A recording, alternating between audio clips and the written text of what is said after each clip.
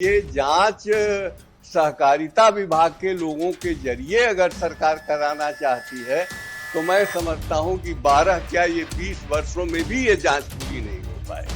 कि आप एक कमेटी बना दें तो ज्यादा जल्दी इनका पैसा रिकवर हो सकता है, उस जगह का जो भी गबन हुआ है सरकारी धन का।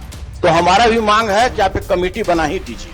हम भी ये मांग करते हैं कि विधान परिषद की सदन की एक कमेटी गठित हो जो सही जांच कर रिपोर्ट करे और उसके राशि के वापसी की बात हो सके। इसलिए सदन की एक कमेटी बननी चाहिए, मेरा निवेदन। कर्ता ने मांगा कि अब उच्च अधिकारी से इसकी जांच हो जाए। माननीय मंत्री कह रहे हैं अब आप डिक्टेट थोड़ी करिएगा कि इससे जांच कराइए उससे जांच कराइए। जिस तरह से टाल मटोल की जो इसमें देख रहे हैं कि चल रहा है, ये तब तक संभव नहीं था हजूर इस तरह का फॉल्स लोन जब तक वहां का बीसीओ और डीसीओ उसमें मिला हुआ नहीं हो। अगर बाप वहां अध्यक्ष है तो बेटा उसका मैनेजर वहां नहीं हो सकता है महोदय, और उसमें भी वेतन भोगी। वो वेतन भोगी तो उस पैक्स से सदस्य भी नहीं हो सकता है। सबसे बड़ी बात है कि जो गबन हुआ है, जो 69 या 79 लाख रुपए का जो गबन है, इसमें सबसे पहले तो वहां उस समय जो डीसीओ था और बीसीओ था उसको एक्यूज्ड बना के उसके ऊपर एफआईआर जब तक नहीं कीजिएगा तब तक ये पैसा आपका रिकवर नहीं होगा। एफआईआर तो कर दिए हैं तो एफआईआर वापस ले लीजिए। एफआईआर तो सर वो खाना पूरी है, बस दिखाने के लिए है। सदन हुआ भी यह सवाल आया है तब का। ठीक माननीय मंत्री, आपने ठीक ही कहा कि जीरो टॉलरेंस की नीति सरकार की रही है और आज भी इस पर हम कायम हैं। आप अगर चाहते हैं कि जांच हो तो इस पूरे मामले की जांच किसी उच्चाधिकारी से, विभागीय उच्चाधिकारी से हम इसको करवा देते हैं। नहीं तो यही कहा उच्चाधिकारी से, तो उससे सहयोग समितियां करावे, रजिस्ट्रार से करवा देंगे, इसमें कौन सी बात है। ठीक, आप जिससे कहें उससे करवा देंगे।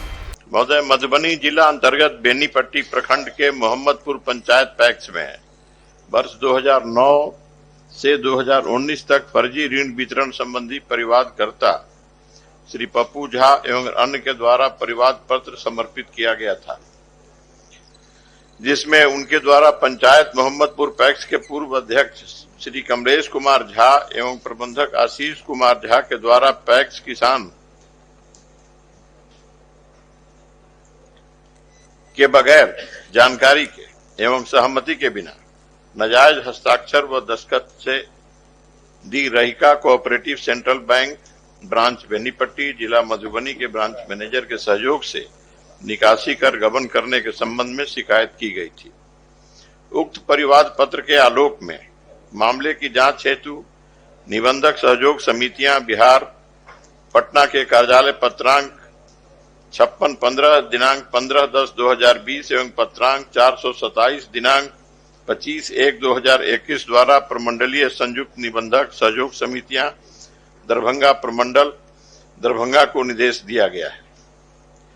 प्रमंडलीय संयुक्त निबंधक सहयोग समितियां दरभंगा प्रमंडल द्वारा इस मामले की जांच जिला अंकेक्षण पदाधिकारी सहयोग समितियां मधुबनी से कराई गई है। जिला अंकेक्षण पदाधिकारी मधुबनी द्वारा जांच के क्रम में पाया गया है कि बेनीपट्टी शाखा में ऋण वितरण से संबंधित अभिलेखों यथा केसीसी ऋण खाता हस्ताक्षर का नमूना, केवाईसी इत्यादि बैंक के कोर बैंकिंग सॉफ्टवेयर पर अपलोड नहीं है। सॉफ्टवेयर पर उपलब्ध सूचना के अनुसार 1 से 246 सदस्यों के पास केसीसी ऋण के रूप में 69,14,430 रुपया बकाया है।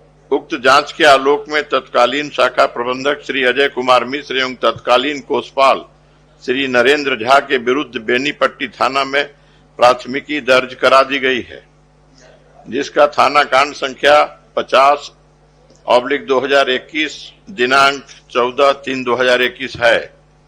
जहां तक श्री रतन राम एवं उनके माता पिता से ऋण उगाही के क्रम में पैक्स अध्यक्ष द्वारा उनका भैंस लेने का प्रश्न है, इस संबंध में वस्तु स्थितियां है कि जिला सहकारिता पदाधिकारी मधुबनी द्वारा इस मामले में स्थलीय जांच कर प्रतिवेदित किया गया है कि श्री रतन राम की मां श्रीमती सुशीला देवी तथा पूर्व पैक्स के अध्यक्ष के भाई श्री हीरा झा से अपनी लड़की की शादी हेतु 10,000 रुपया व्यक्तिगत स्तर पर लिया गया था। उक्त राशि के एवज में उनके द्वारा स्वेच्छा से अपनी भैंस हीरा झा को दिया गया। इस संबंध में श्रीमती सुशीला देवी का लिखित बयान भी लिया गया है। पूर्व पैक्स अध्यक्ष द्वारा अपने पुत्र को पैक्स प्रबंधक के रूप में नियुक्त करने के संबंध में वस्तु स्थिति यह है कि पैक्सों को नाबार्ड द्वारा प्रचलित मानव संसाधन नीति के तहत ही पैक्स कार्मिकों की नियुक्ति करनी है। जांच के क्रम में यह पाया गया है कि पूर्व पैक्स अध्यक्ष द्वारा न तो पैक्स के कार्मिक नियुक्ति में उक्त दिशा निर्देशों का पालन किया गया है और न ही पैक्स के अभिलेखों का पूर्ण प्रभार वर्तमान पैक्स अध्यक्ष को सौंपा गया है।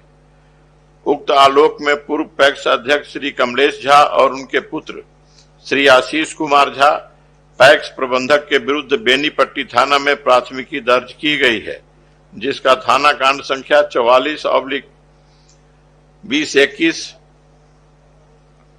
दिनांक 12/3/2021 है। साथ ही अनियमित नियुक्ति के फलस्वरूप भुगतान की गई राशि की वसूली हेतु बिहार सहकारी समितियां अधिनियम 1935 की धारा 40 के अंतर्गत अधिभारवाद दायर करने हेतु जिला अंकेक्षण पदाधिकारी मधुबनी को निर्देश दिया गया है। ठीक। पिछले दिनों भी इस ध्यानाकर्षण पर माननीय मंत्री जी का जो उत्तर था और आज वक्त जो दिया गया था आसन की ओर से, तो आज जो उत्तर आया है दोनों उत्तर एक ही हैं। ये तय है कि इस ध्यानाकर्षण सूचना के बाद उसके ऊपर एफआईआर दर्ज किया गया है। मात्र इतनी ही बात नहीं आई है, लेकिन 10 वर्षों तक पैक्स के अध्यक्ष कमलेश कुमार झा ने कृषि ऋण के नाम पे 69 लाख कितने हजार जो बोले लगभग 70 लाख रुपयों का गबन किया है। और इसकी रिकवरी कैसे होगी, सरकारी धन की रिकवरी कैसे होगी, इस पर अभी तक एक शब्द भी उत्तर में नहीं आया है। ये सही है कि उन्होंने फर्जी तरीके से तमाम लोगों के नाम पर ऋण लिया है, फर्जी हस्ताक्षर है। मैंने सारे कागजात सदन के पटल पर रख दिए हैं। मेरे पास भी दूसरी प्रति और है 20 लोगों का। आरटीआई के अंदर जो सूचना प्राप्त है उस सूचना के आधार पर ये सारी बातें साबित हो रही हैं कि लगभग 70 लाख रुपए का गबन है, उनके द्वारा किया गया है। और जो सुशीला देवी का बयान वो विकलांग दलित व्यक्ति के भैंस खोलने से संबंधित है, उसका बयान मैंने भी सुना है, वीडियो मुझे सुनाया गया है। जबरिया उसकी भैंस खोली गई है, उस दलित व्यक्ति है वो, और विकलांग भी है। लेकिन कुल मिला के जब वो 3 वर्षों के अंदर उसने अभी तक प्रभार नहीं दिया, तो ये बात साबित करना बहुत मुश्किल हो रहा है या होगा कि 70 लाख का गबन कैसे प्रमाणित होगा और उस पर कार्रवाई कैसे होगी। इसलिए और जैसा कि माननीय मंत्री ने अपने उत्तर में कहा कि प्रमंडलीय पदाधिकारी और जिला अंकेक्षण पदाधिकारी को अधिकृत किया गया है ऑडिट करने के लिए, तो उन सारे लोगों की तो संलिप्तता ही उसमें है। जब उन लोगों की संलिप्तता है और मामला 70 लाख का है, तो फिर ये सही जांच सामने आएगी कैसे?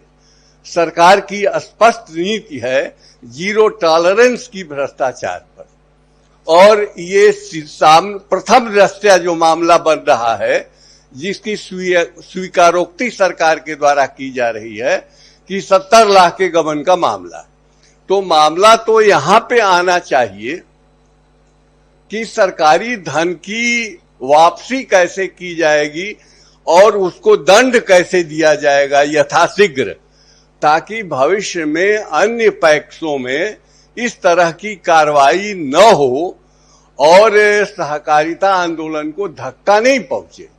ये कार्रवाई कैसे होगी, ये जांच सहकारिता विभाग के लोगों के जरिए अगर सरकार कराना चाहती है तो मैं समझता हूं कि 12 क्या ये 20 वर्षों में भी ये जांच पूरी नहीं हो पाएगी। इसलिए मैं स्पष्ट रूप से ये मांग करता हूं कि या तो सदन की कमेटी आप बना करके जांच करवाइए, ये बहुत विकराल मामला है महोदय, या तो आप कोई उच्चाधिकारियों की समिति बना करके आप जांच कराइए ताकि दूध का दूध और पानी का पानी हो सके और सरकार की नीति का जो संदेश है वो बिहार की जनता में जा सके कि जीरो टॉलरेंस की जो नीति है उसमें सरकार कहीं भी उसमें कहीं भी कोई कमी नहीं हो पाएगी। अगर कोई भ्रष्टाचार करेगा तो उस पर कार्रवाई होगी। मतलब इसलिए हमारा आग्रह है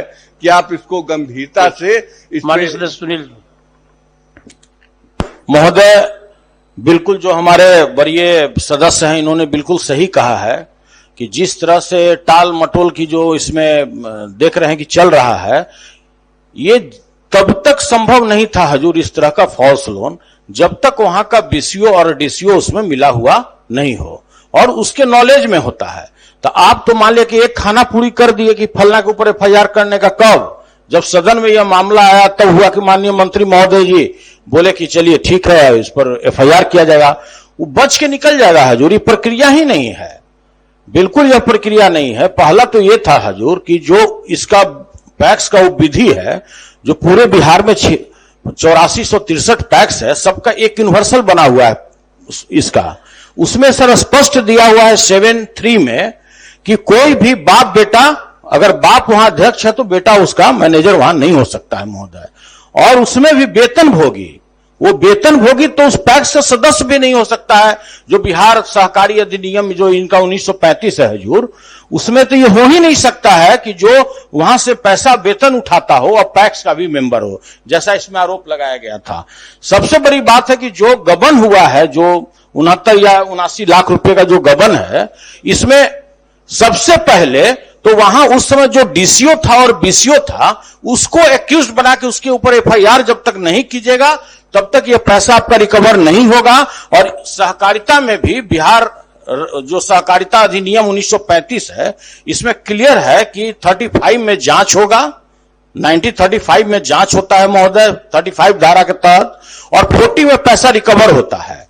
तो जब तक 40 में पैसा रिकवर नहीं करेंगे, वो भी त्वरित गति से करना होगा, नहीं तो जैसे कैसे कहे कि अपलोड नहीं हुआ है उसके अथी पे, तो इस तरह का पुराना मामला और यह वहीं का नहीं है। जो पूरे बिहार में अगर इस तरह का जांचा जाएगा तो आपको क्लियर पता लग जाएगा वो एक जगह का मामला नहीं है, बहुत सारे जगह का मामला है, और इसमें ध्यान देने का जरूरत है। सही में हमारे वरीय सदस्य ने बोला है कि आप एक कमेटी बना दें तो ज्यादा जल्दी इनका पैसा रिकवर हो सकता है, उस जगह का जो भी गबन हुआ है सरकारी धन का।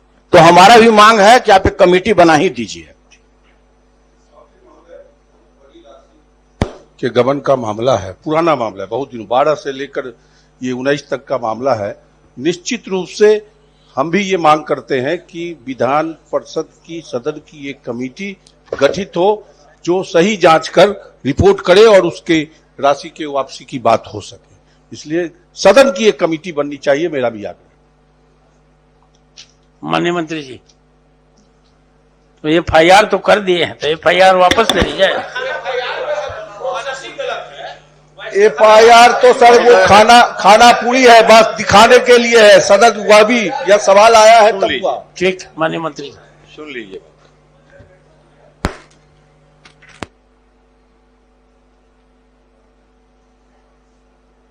अब तक की परिस्थितियों के हिसाब से जो संभव था किया जा चुका है। यदि माननीय सदस्य संतुष्ट नहीं है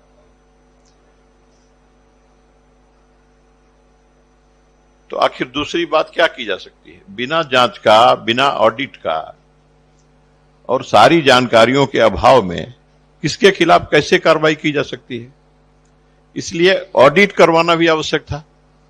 इसलिए हमने कहा था उसमें, जो जवाब में भी है महोदय, ऐसा नहीं है कि सरकार किसी को बचाना चाहती है। डीसीओ को बीसीओ को सरकार को बचा देने में क्या मिलेगा? अगर उन लोगों ने गलती की है और जांच में उनकी गलती सामने आएगी, उनके खिलाफ कार्रवाई होगी। और कार्रवाई होती भी रही है, पहले भी होती रही है।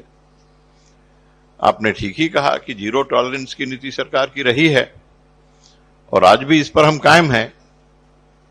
आप अगर चाहते हैं कि जांच हो तो इस पूरे मामले की जांच किसी उच्चाधिकारी से, विभागीय उच्चाधिकारी से हम इसको करवा देते हैं अगर संभव है। समितियां अपने स्तर से इसका खुद जांच करवा लें। निबंधक सहयोग समितियां जो भी हैं सर, जांच कर रहे हैं। प्रश्नकर्ता ने मांगा कि अब उच्च अधिकारी से इसकी जांच हो जाए, माननीय मंत्री कह रहे हैं, अब आप डिक्टेट थोड़ी करिएगा कि इससे जांच कराइए, उससे जांच कराइए। उसके देखिए सर, नहीं एक मिनट सर, ऐसा है कोई भी सर जो बिहार सहकारिता अधिनियम 1935 है उसके ब्रह्मा विष्णु महेश निबंधक सहयोग समितियां बिहार होते हैं।